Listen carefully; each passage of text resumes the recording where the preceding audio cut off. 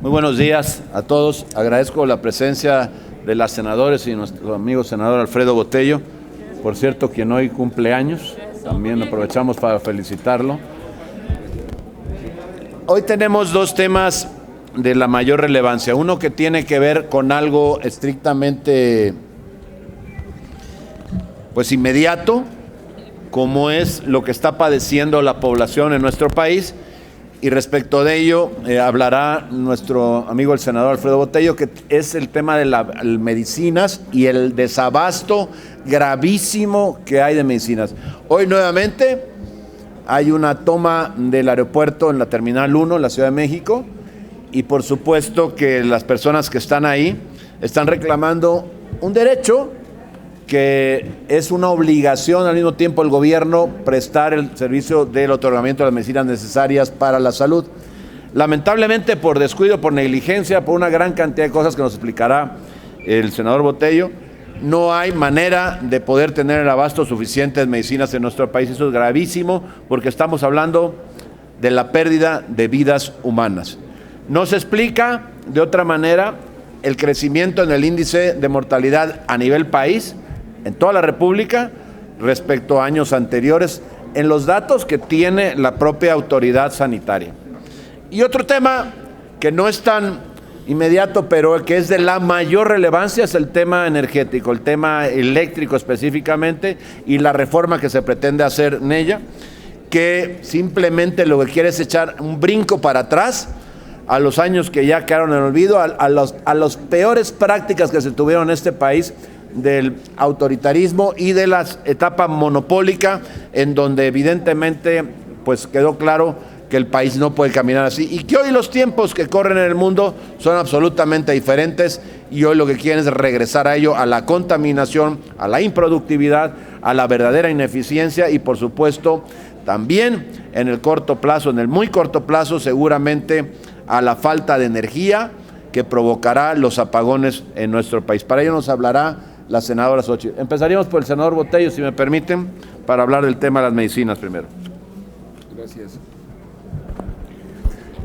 Como ya lo dijo nuestro coordinador, el derecho humano a la salud es un derecho que en el gobierno que encabeza el presidente Andrés Manuel López Obrador no está cumpliendo con él. Desde un principio cambió el esquema de adquisición de todos los medicamentos en este país, por fidias, por fobias, por decires. Quiso cambiarlo para concentrar la adquisición en una dependencia que jamás había adquirido esta facultad de manera directa, la Secretaría de Hacienda. Tuvo que pasar 2 años y medio para que nuevamente este esquema de adquisición se dejara a las dependencias que lo han estado realizando históricamente. Sin embargo, con un desmantelamiento de los equipos que realizaban este tipo de adquisiciones. Ahora, él ha expresado que la distribución va a ser depositada bajo la dirección de un mando militar. El señor presidente no entiende que el problema no es la distribución, el problema es la adquisición, porque la medicina tiene que plantearse incluso con años anteriores y no de manera inmediata, porque los laboratorios necesitan hacer su programación. Es muy lamentable que el presidente Andrés Manuel López Obrador no piense en el bienestar de los mexicanos, en el bienestar de los niños que hoy necesitan un medicamento, pero que por su necedad hoy no lo tienen, por esa visión que él está teniendo para el manejo de esta importante atribución que tiene el Estado mexicano.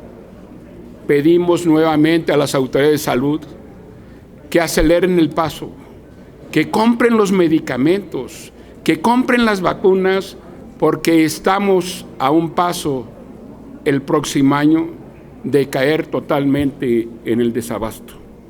Nuestra solidaridad a las familias que el día de hoy, aquí en el aeropuerto de la Ciudad de México y además en todo el país, se están haciendo visibles para pedir que ese derecho humano que les ofreció el presidente de la República llegue a sus familiares enfermos.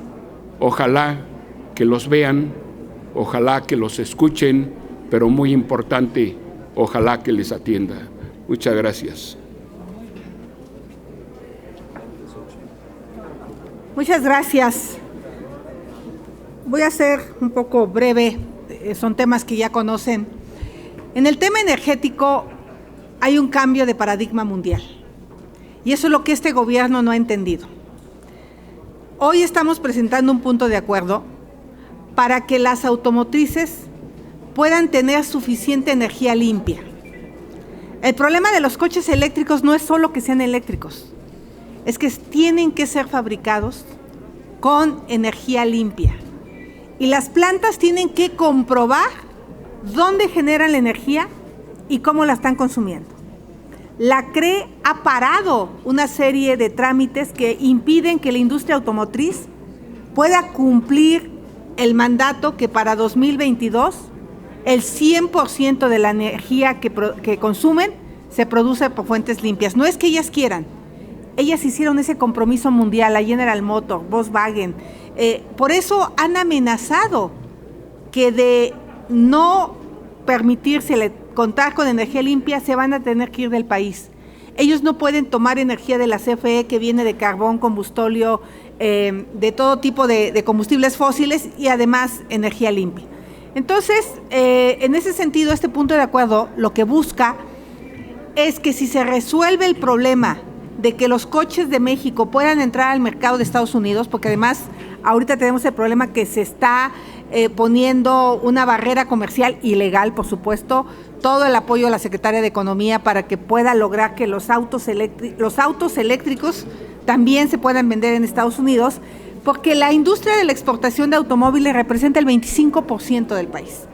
Entonces, es un gravísimo problema si los autos no se pueden vender, pero es un gravísimo problema que nos digan que sí los podemos vender, pero que tienen que ser 100% cero emisiones en su fabricación. Entonces, por eso es importante este tema. Por otro lado, también estamos presentando un punto de acuerdo porque México firmó el compromiso mundial para la reducción del metano. El metano es un contaminante que en 10 años se puede capturar en la atmósfera y es mucho más fácil de reducirlo que el CO2. Entonces, estamos presentando un punto de acuerdo para que nos diga el gobierno cómo va a cumplir este compromiso de reducción de metano. Se suma a la iniciativa que presentamos la semana pasada para que se ponga en la ley de cambio climático el tema de los automóviles eléctricos, porque hoy no está. Y por último, dejar claro lo que ayer le dijimos a la secretaria Nale. Miren, después de una ardua investigación con datos de el SENACE y de la CRE, logramos entender que las tarifas, ustedes van a ver aquí, la línea negra es el costo al que CFE compra la energía. Si ven, se ha desplomado. De una manera artificial modificaron el precio. Ok, son Robin Hood. Le roban al rico, pero no se lo están repercutiendo a la gente. Las tarifas están abajo de compra, de venta de luz, y los precios al consumidor, que es la verde para alto consumo, o sea, y el consumidor de media tensión, la azul. O sea, pudiendo bajar las tarifas al ciudadano común y corriente, este gobierno ha decidido que permanezcan altas para tener la excusa de presentar una reforma energética. Presentaremos una denuncia por la manipulación del mercado eléctrico. Es un delito. Esto que está sucediendo es un delito, porque lo están haciendo a la mala. La Comisión Nacional de Competencia tendrá que investigar. Y lo más importante es dónde está ese dinero. ¿Quién se está quedando con ese diferencial porque los subsidios siguen en el orden de 84 mil millones de pesos este año. Entonces, no bajan las tarifas y no se reducen los subsidios. Entonces, por eso creemos que es muy importante dejar claro que si el gobierno quisiera, podría haber bajado en el orden de un 10-15% las tarifas de eléctricas a los consumidores y al contrario, las ha subido conforme a la inflación. Por eso le volvemos a decir a Rocío Nale que su reforma nació muerta y aquí la vamos a enterrar. Si le quieren dar vida artificial en la Cámara de Diputados, allá ellos, pero no es una reforma que beneficie a los ciudadanos. Es una reforma que atenta contra la libre competencia y lo que este gobierno quiere es perpetuarse en el poder, controlando a quién le dé energía, a quién no, a qué precio. Muchas gracias. Si ustedes nos los permiten, senadoras, senadores, pasaríamos a las preguntas de parte de los compañeros de La Fuente. La primera pregunta es de Luis Carlos Rodríguez, del Universal. Senadores, buenos días. Siguiendo con el tema que ayer creo que ya se pronunciaron con lo del fiscal general Gers Manero, hoy sigue la información de que recibió transferencias millonarias ya como funcionario federal de esta administración. Quiero saber si en este tema sigue la insistencia de que comparezca y si también habría que llamar a comparecer al nuevo jefe de unidad de inteligencia financiera, Pablo Gómez, quien dice que no hay ninguna investigación al respecto. ¿Qué está pasando aquí? ¿Cuál es la postura del PAN? Bueno, pues es muy clara. Al final, para la ley no debe escapar nadie. También decir que lo que hemos dicho ya en este mismo lugar, no en una, en más de 2 o 3 ocasiones, es que requerimos la presencia, la comparecencia del fiscal para que explique no esto nada más, sino muchas otras cosas que están en la agenda del país y que ameritan una explicación ante el órgano que puso al fiscal en el lugar que se encuentra, que es el Senado de la República. Ayer se tocó el tema específicamente en la Junta de Coordinación Política y se reiteró la solicitud para que se pudiera convocar al fiscal a que compareciera y se explicara lo que se tiene que explicar. Y respecto a los otros temas y al del nuevo titular, bueno, pues habrá que hablarlo. De momento lo que pedimos es que sea absolutamente imparcial en la investigación y que se lleve conforme a derecho, que es lo que tiene que ser.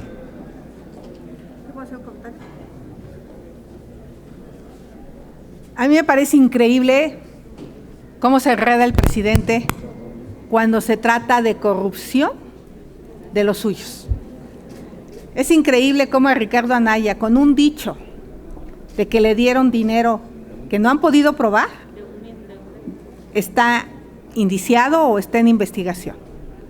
Pero cuando descubren a los suyos con propiedades millonarias, con transferencias millonarias, con pagos en efectivo, es la pregunta, ¿de dónde salieron los 42 millones que su secretario particular y compañía depositaron en efectivo? Es absolutamente falso que hayan sido depósitos por el sismo, porque la gente que quiere dar va y deposita directamente al banco. Aquí eran fajos de 50,000 pesos, de billetes de una misma denominación, en un carrusel encabezado por el secretario particular del presidente.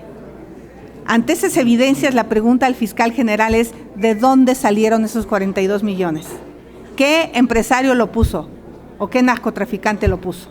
Esa es la pregunta, porque ese dinero no salió de la nada. Así es que, señor presidente, basta de impunidad. La casa se barre de arriba para abajo, pero también se barre la propia casa, no solo la casa ajena. Y en este caso hay absoluta impunidad cuando se trata de sus colaboradores. Muchas gracias. La siguiente pregunta es de Carlos Guzmán, de CMX Noticias. ¿Qué tal? ¿Cómo están? Buen día para todos. Pues 2 puntos. La primera, su opinión respecto a que la semana pasada le hacemos una pregunta a usted, coordinador. El presidente de la República la retoma a pregunta de un compañero de la fuente presidencial. El día de ayer se da la reunión entre Santiago Krill Miranda y el secretario de Gobernación.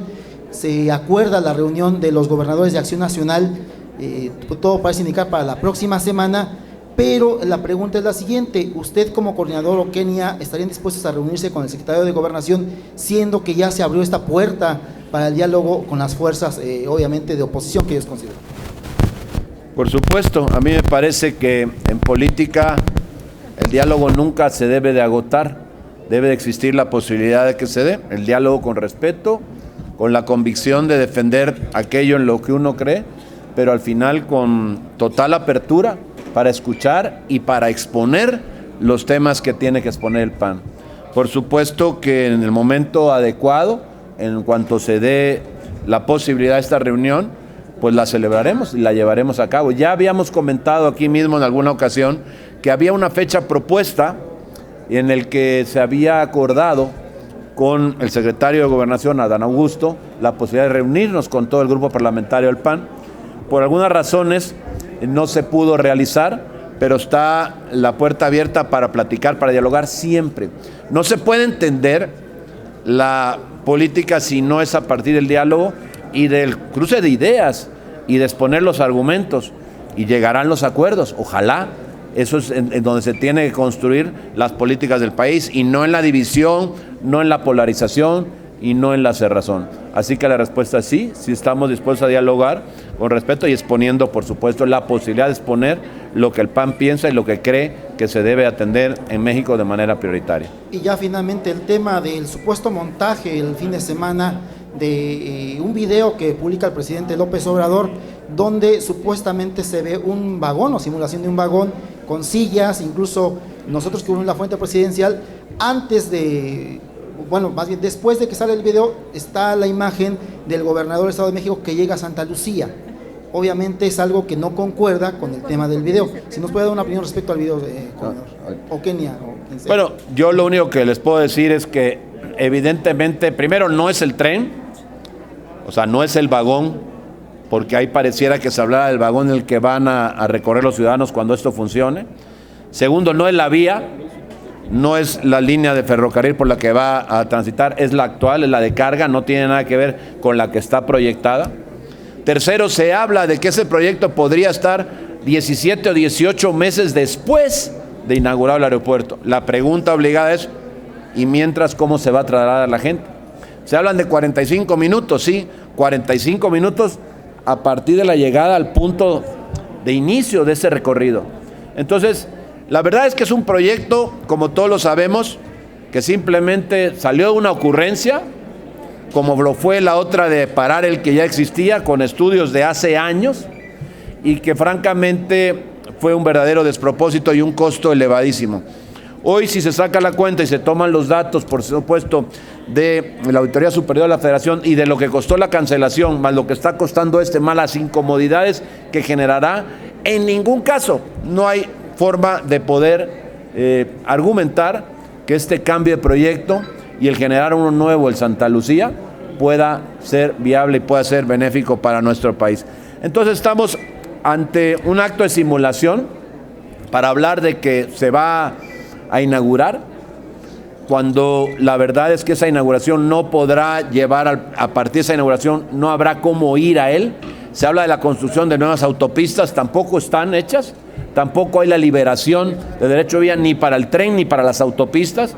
Entonces estamos hablando simplemente de proyectos, de sueños, de cosas que se dicen, pero que no tienen un sustento, ni siquiera la posibilidad de ver que en el tiempo las podamos lograr. Entonces, por supuesto que reprobamos esta actitud, porque no tiene razón de ser engañar a la gente así. No hay una posibilidad de que la gente crea que vamos a obtener las soluciones que se pudieran obtener con un proyecto mejor hecho, bien planeado. Es más, apenas les van a entregar en el mes de diciembre, o durante este mes pues, seguramente a mediados del mismo, los estudios de factibilidad de navegabilidad aérea. Entonces estamos hablando de un proyecto en el que no sabemos qué van a reflejar, y ellos ya tienen la fecha de inauguración, no hay cómo llegar a él, no está lo de aeronáutica resuelto, y bueno, ya tienen hasta cómo inaugurar. No sé cómo se puede empezar al revés los proyectos en este país, causando los problemas que se están causando. Debiera de corregirse, debiera entenderse que este país no puede manejarse a contentillo de los caprichos de una persona así sea del mismo presidente de la República. Gracias. Finalmente, Gerardo Segura, de Azteca Noticias, les envía una pregunta. Su mensaje dice así: ayer Claudia Sheinbaum aseguró que el tren en el que se mostraron en un video haciendo un recorrido por el aeropuerto de Santa Lucía es verídico y real. Sin embargo, no se tiene conocimiento de que existan trenes así. Parece que es totalmente falso. La pregunta es, ¿qué opinan de que todo parece indicar que anda en campaña la funcionaria, pero diciendo mentiras? Es decir, arrancó la campaña con mentiras. ¿Qué opinan? Mira, la verdad es que sí anda en campaña y la ciudad se está cayendo a pedazos. Habría que ver lo que pasó en el circuito interior. Tenemos un problema grave de mantenimiento en esta ciudad. Una ciudad donde chocan los trenes porque fallan las vías de comunicación. Una ciudad donde se quema el cuarto de control porque falla el sistema de incendios. Una ciudad donde se cae el metro porque hay corrupción en su construcción y fallas en su mantenimiento. Una ciudad donde el circuito interior se cae a pedazos, lo vimos el sábado. Entonces necesitamos que la jefa de gobierno se ponga a trabajar en lo que se le contrató, que es darle mantenimiento, darle servicios a esta ciudad, y si lo hace bien, que la premien. Pero primero, que lo haga bien y atienda a los ciudadanos. Voy a explicar cómo está lo del tren. Miren, hay una vía de carga que pasaba por dentro de donde está actualmente el aeropuerto de Santa Lucía. Esa vía era la vía Polanco-Teotihuacán. Hay un tren turístico que sale en Polanco cada 2 o 3 meses y que llega a Teotihuacán. Se acaba de cambiar el trazo de ese tren y se sacó fuera del aeropuerto, pero seguramente quedó la vía de adentro. Y antes de desmontarla, hicieron este viaje. Pero es un pequeño tramo el que existe. Se tienen que construir 2 vías paralelas al actual tren de carga. Lo que sí es una simulación es que se le haga creer a la gente que hay un tren que va al aeropuerto cuando es un proyecto. Y estoy segura que por donde viajaron lo hicieron en reversa por la vía que está dentro del aeropuerto. A eso le llamo la simulación. Esa era la antigua vía de carga del tren que llega a Teotihuacán. Gracias. Se hace obligado a hacer una reflexión a propósito de la jefa de gobierno de la Ciudad de México. Y lo primero que hay que decirle a la señora Claudia Sheinbaum es que deje de estar de palera del presidente y se ponga a trabajar por los capitalinos. Lo que está pasando en la Ciudad de México en términos de inseguridad es brutal. Es claro que ella tiene una agenda y no es resolver los problemas de quienes vivimos aquí en la capital. Así de claro, no hay un tren para ir al nuevo aeropuerto, no lo hay. Pueden mentir, pueden simular, pueden hacer cualquier tipo de circo, pero no lo hay. Va a inaugurarse probablemente el aeropuerto, pero inaugurándose sigue sin haber un tren que lleve a los mexicanos, a los turistas, al nuevo aeropuerto. Es muy lamentable que quieran dar todos los días a tole con el dedo a los mexicanos. Es una mentira. Tanto la jefa de gobierno como el presidente de la República mienten por sistema, mienten todos los días, miente el presidente en las mañaneras, 88 mentiras al día, dice el presidente de la República, y qué lamentable que ahora ocupe a la jefa de gobierno para este tipo de mentiras. Y la jefa de gobierno debería de tener autoestima, debería de reconocer su posición y debería de no dejarse manipular por el presidente de la República. Gracias. Sería todo. Claro que sí.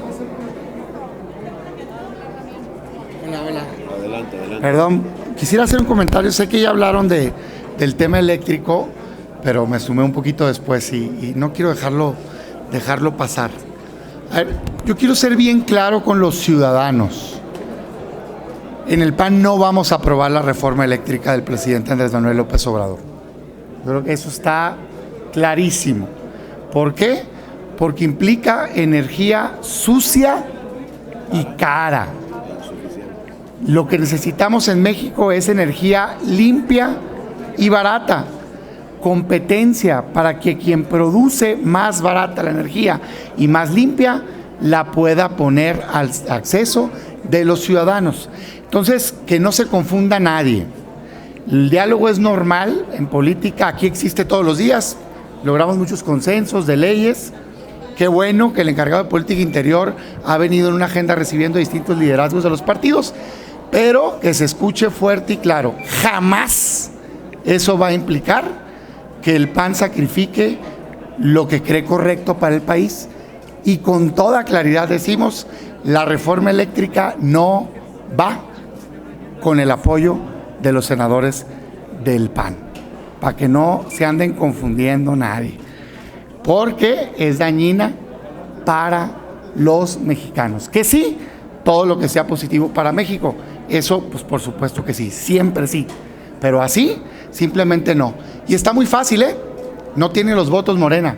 La respuesta a ese planteamiento de Morena y del presidente es no, y listo, lo que sigue, porque no pueden lograr los votos si nos mantenemos firmes. Muchas gracias. ¿Cómo está la reforma? Muy bien.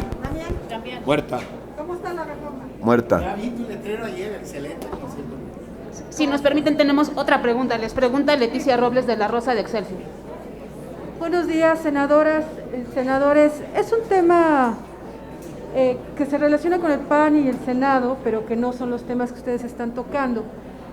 Hubo recientemente una elección para senador de Nayarit y el PAN ha quedado muy por debajo en las preferencias electorales en la entidad. Quisiera preguntarles a ustedes, como militantes del PAN, ¿qué mensaje les deja el hecho de que hasta hace poco ustedes gobernaban ese estado y hoy han quedado en el 5º lugar de preferencias electorales para ocupar un lugar en el Senado? Está por debajo del PRD, incluso, ahí en Nayarit. Entonces, quisiera saber a ustedes qué mensaje les deja eso. De esto podría hablar mucho mejor nuestra compañera Nayarit, pero lo que te puedo decir es que al final del día hay cosas y tareas que hay que realizar, que se están atendiendo, que se están realizando.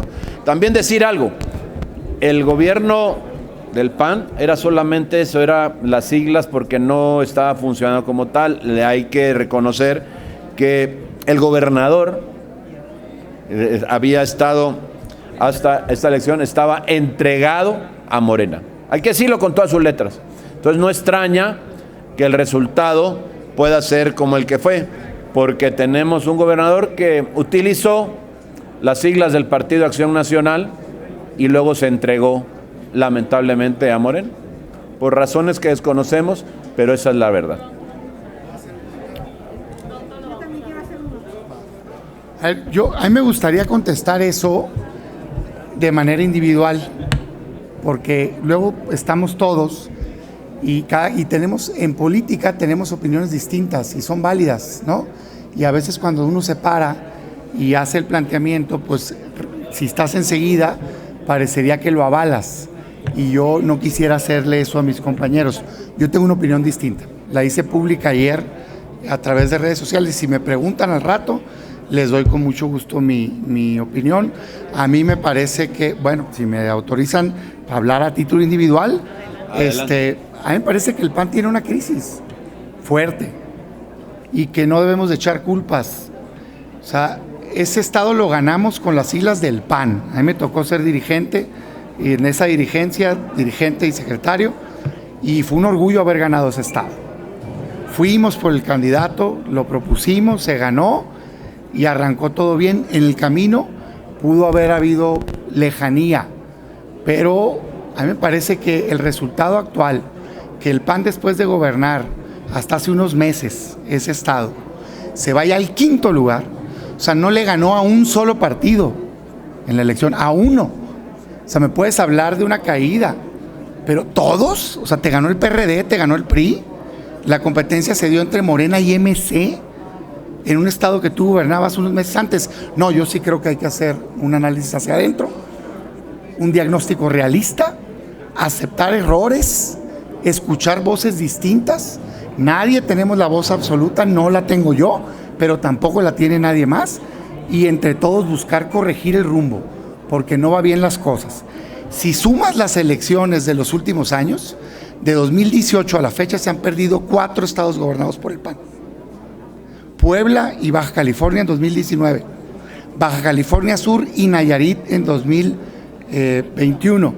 Y hoy esta elección, pues ¿cuántas tenemos que perder para que aceptemos que tenemos un problema para corregirlo?